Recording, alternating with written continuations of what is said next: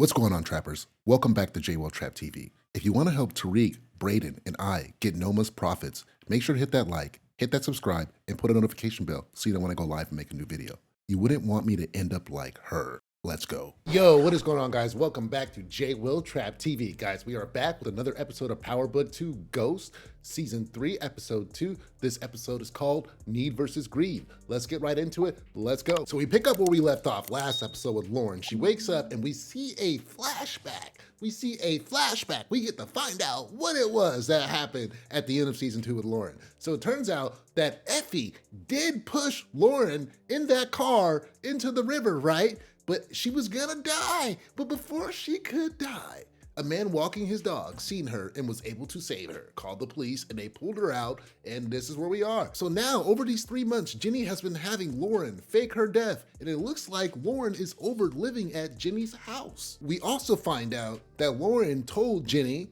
that it was Effie and Brayden that set her up. But she still believes Tariq has nothing to do with it. It's so funny, it's crazy, it's insane. Jenny tells Lauren that she has to continue faking her death because if she doesn't, that her case will blow up and also that her family will be in danger. I think it's more about the case. I don't think Jenny cares about Lauren's family, but that's just me. So we now switch to the stash house. Obi leading in Tariq, Effie, and Brayden. Kane is already here. Obi is still talking shit, saying that he can't believe that Noma is allowing these guys to be distributors. Tariq says that it's clear that Noma doesn't really care about what Obi thinks. Obi says that he can't wait to kill Tariq, and he takes off. Tariq catches up with Kane, and we find out that Kane has hired some guys from Jamaica Ave to help out with moving the weight into the streets. It is definitely looking like Tariq is the head of this organization because Tariq is asking Kane what's going on, and he's giving out orders. Tariq says that him and Effie are gonna start distributing drugs to other Ivy League colleges and they're gonna stay away from Stanfield, and Stanfield is off limits. He tells Brayden to go after the country clubs and go after the rich folks. Brayden says that he wants to push at his job, but Tariq says that he cannot be involved pushing anything anywhere with Brayden's name on it. He says they are too hot and they need to stay away from their own businesses and they cannot shit where they eat. Brayden and Tariq leave the room and Effie stays behind and she talks to Kane. She asks Kane if he trusts the Jamaican Ave guys and Kane says that they're not gonna do anything, they're not gonna get greedy. And then he asks her, what is she gonna do if they do anything? We switch to Brayden and Tariq outside. Brayden is still trying to convince Tariq to sell drugs at the Weston Holdings. Tariq tells Brayden no again, and he tells Brayden that he finally got a room over at Stansfield and he's also gonna be working for Tate in an internship. Brayden takes off and then Tariq checks on Effie. Effie's still upset that she has to get back into dealing drugs and she's not very happy about it. She looks at Brayden and he thinks he's having fun, but she's saying she's doing this to survive. We now go to the Tejada house and we come in on Monet and Davis. Davis is bringing Monet NYPD's investigation file on Zeke's murder. Turns out they don't have any leads. Monet isn't happy and she wants more information, and we see that Lorenzo is in the back listening. Monet says she's not gonna stop looking until she finds Zeke's murderer, and we move on. We go to Sax and Jenny's still trying to get more evidence out of Sax. She says that Sax is her CI, so this is what she was saying last episode. Now, I don't think this is a very good CI, in my opinion. Sax asks her if she got the unredacted file for Theo Rollins' case. She says that she hasn't yet, and if she requests the file, it will throw up red flags. She says that she can't do this while she's trying to get her joint task force approved. Sax says getting the task force and pinning the drug organization on 19-year-old Tariq is gonna be very hard to convince to a lot of people. Jenny tells Sax that she needs more evidence and to bring her something. She tells him to be the man that he said he was gonna be. So she's pretty much using Sax for sex to get evidence. And Sax is so whipped that he's just going along with it. We go to Weston Holdings and we see Brayden and Kiki. There's some other guys in the office and one of them is sleeping. His name is Chad. Kiki wakes him up and tells him to get to work, and Chad calls her Omarosa. I think they're trying to refer to her as Trump's old black White House aide. If she wants him to go to HR to report Chad for his bad behavior. Kiki says that she is used to this around here, and then she tests Brayden's political affiliations by asking him if he's a Trump supporter. Brayden says he doesn't believe in making America great again and that those guys fucked up the country in the first place. We switch over to Rashad Tate's campaign office and Stephen Ott comes to see him. Ott says that Tate's poll numbers are terrible, and if he wants to win the congressional seat that he's gonna have to start running some more ads. Tate says that he can't run ads if he doesn't have money. He says that Rick Sweeney is taking his donors and moving them to the competition. Ott says that there's something they can do to control that and that he needs to engage young voters. Tate says that he has a new intern starting today that will handle this. I wonder who this is. Is this gonna be Tariq? Because Tariq is not the guy to go and get the voters. Ott also tells Tate that he needs to fix his marriage situation and get married because him being single is not good for optics while he's running. Tate assures him that he has some people lined up. We go to class and we're talking about need and greed. Effie notices that Diana doesn't have any books and she asks her if she needs to borrow some. Diana says the books are expensive and that she read the lesson online. Effie said that she should try talking to the TAs because they have access to books and they can let her borrow one. This gets Diana to start looking over at Salim. We go back to Weston Holdings and our boy Chad dad is now getting fired for having Trump gear in the office. It looks like Brayden set him up and got him canned. Kiki is turned on by Brayden getting him fired,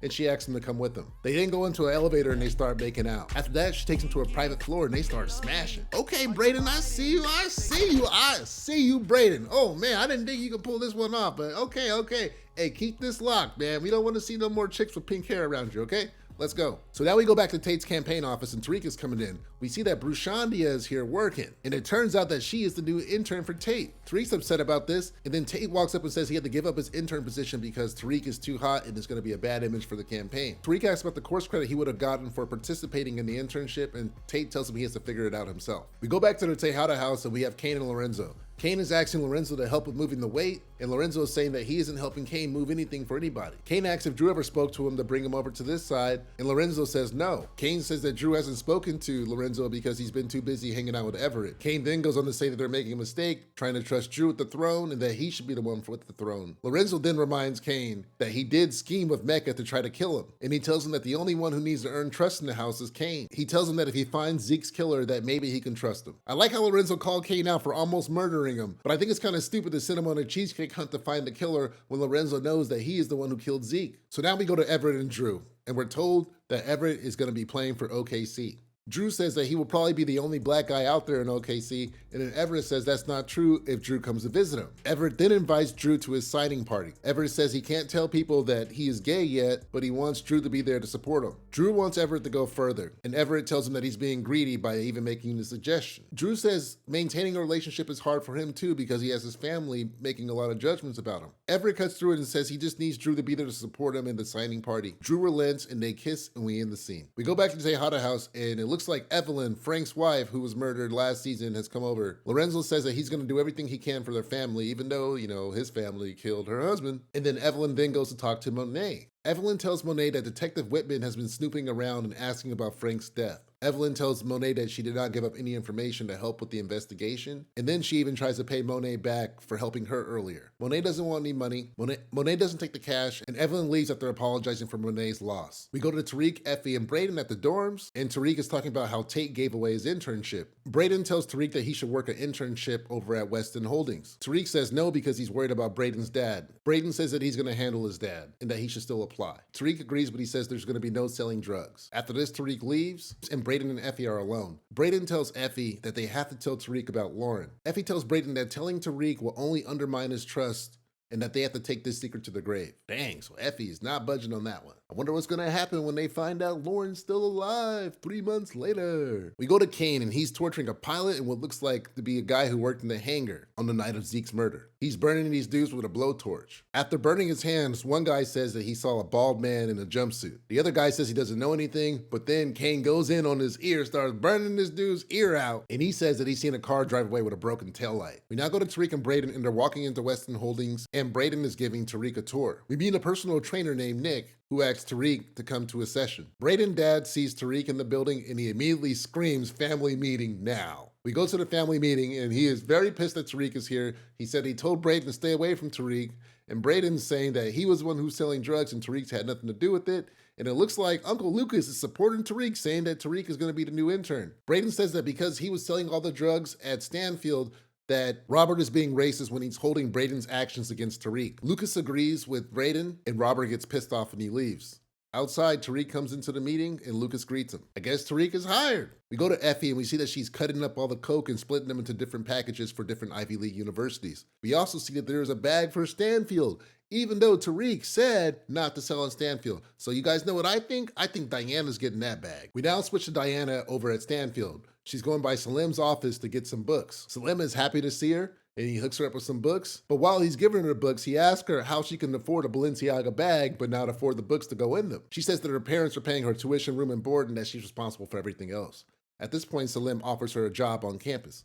Okay, so homeboy looking out for her, but I think he's trying to get in those cheeks. We switch scenes, and we got Monet. She's driving, and she gets pulled over by Officer Whitman. Monet gets pissed at Whitman, and she asks him why he's harassing Evelyn. Whitman doesn't bite, but he tells Monet that he has traffic cams of her near Carrie's house on the night of her death. Monet denies killing Carrie. Then Whitman tells Monet that Zeke came to him before he died, asking questions about Carrie's death. Monet again says that she didn't have anything to do with it, and that if she did, she would be in handcuffs. And then Whitman gives her another dime. He says that he figured out that her and Ramirez were sleeping together. Monet denies this as well, and Whitman breaks her mirror, and then he leaves. We switch over to Davis in his office, and Monet is calling him, telling him about the Whitman situation. Davis calls Sax in, and he tells him to find out why Whitman is harassing Monet. He also asks Sax if he got Theo's redacted file. Sax says he's still working on it, and Davis tells him to get on it. And then Sax leaves, and he calls Jenny, and he asks her if she found out who's watching the penthouse, and she is with Blanca. She lies to him and says that she doesn't know.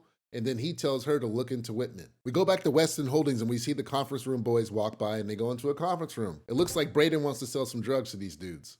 At this point, he hits up Kiki and he tells her that Tariq is supposed to be setting up the meeting room. So then Kiki comes out and she makes Tariq go set up the break room. And then Tariq comes in and he sees the dudes doing coke on the job. We then switch to the strip club and we see the Weston boys are all partying up in the strip club, throwing out cash, having a great time. Tariq is asking Brayden how the drugs move through the company. It turns out the higher-ups do know that everyone's doing coke, but also that Nick the trainer guy is the plug. Tariq has finally come around to selling drugs at the company and he's gonna take Nick's pipeline. Brayden says to get started that they're gonna probably need Kane's help. We switch to Drew and he's walking down the street. A guy walks up to him and asks him what time it is, and as Drew's pulling out his phone, the guy slaps his phone out of his hand and starts punching him. The attacker is saying that he's getting revenge for them attacking GTG and killing Little Guap. The attacker takes Drew's chain and he spits on him. We go to the Tejada house and Drew is made at home. He has bruises all over his face and Monet's taking care of him. Monet is wondering why all the GT guys aren't dead. Lorenzo asks Drew why he was on that side of the city, and Kane tells him that he was going to go see Everett. At this point, Monet sends Drew out the room, and Lorenzo says the GTG guy probably killed Zeke. Kane says he doesn't think the GTG guys killed Zeke,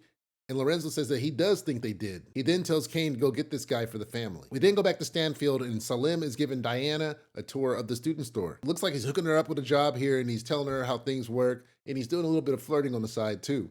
At this point, we see Diana pull out her phone and text Effie and thank her for helping her out with the books. But then we see Effie and Tariq actually come into the bookstore. Diana sees them first and then she goes to hide and she spies on them. It looks like she isn't happy about Tariq and Effie being together. We switch to Tariq and Effie and Tariq texts Kane to make sure he's available for tonight. As they leave, we find out that Effie is now moving weight through Brayden's family fund as well. We switch to Brayden and he's meeting up with Tate. It looks like he's giving him a donation, but what I really think is going on here is Brayden paid Tate to not hire Tariq as an intern, so Brayden can get him over to his company and they can start selling drugs together. Looks like Brayden is starting to use his head around here. Brayden tells Tate to not tell Tariq about any of this. Tate says that he hopes that Tariq lands on his feet, and Brayden says that he already has. We now switch to the police. Blanca comes to Jenny's office and she's saying she's having a hard time getting the task force off the ground because her higher-ups do not believe that 19-year-old Tariq is running a drug organization. Whitman comes in and Jenny tells him that she thought she told him to stop pursuing the Tejadas. Whitman says that the last time he checked that Jenny was not his boss, and Jenny says that she can go talk to his boss and have him suspended. Whitman looks at the crime board in the room and he says they have it all wrong. He tells Jenny that she should stop focusing on Tariq and start looking at Monet, who is probably the real drug kingpin. He then connects everything by showing that she was sleeping with Ramirez. At this point, Blanca says this is enough to get the task force off the ground. We go to Kane, and Kane, he's pulled up on those GTG guys who attacked Drew. He kills two, and he knocks out the guy who attacked Drew. He finds Zeke's old championship ring and Drew's chain in the guy's pocket. We switch to Drew, and it looks like he's trying to catch up with Everett. Everett is upset at Drew because he did not make it to his signing party. Drew tries to tell Everett that he got jumped, but Everett doesn't want to hear it. Everett says that he's going to OKC, and he's leaving all this drama behind him. Everett leaves, and Drew gets a text from Tariq asking if he's available. We then switch to Tariq walking with Nick the drug dealer, and it looks like he's setting him up because as soon as Tariq finishes with them, we see that Drew is now following him. Drew follows him, and he pushes this nigga in front of a freaking truck, and the guy gets ran over. Looks like something out of GTA 5. After pushing him, Drew starts walking down the street, and it looks like he's undetected. We now switch to Lorenzo, Kane, and Monet. They have Drew's attacker, and they are interrogating him. Monet asks if this is the guy who killed Zeke, and then Kane gives her Drew's chain and Zeke's ring that he found on the guy. Monet kills this dude instantly. Bow, bow, bow, bow, bow, bow. We switch to Sax, and it's nighttime. He is going through Davis's office. He finds a burner phone, and he turns it on, and he calls the number in it, and Monet picks up. He hears Monet's voice, and then he hangs up. So Sax, what are you doing, Sax? Look at you trying to find information for that girl. She got you whipped, man. You about to get disbarred on this one, partner.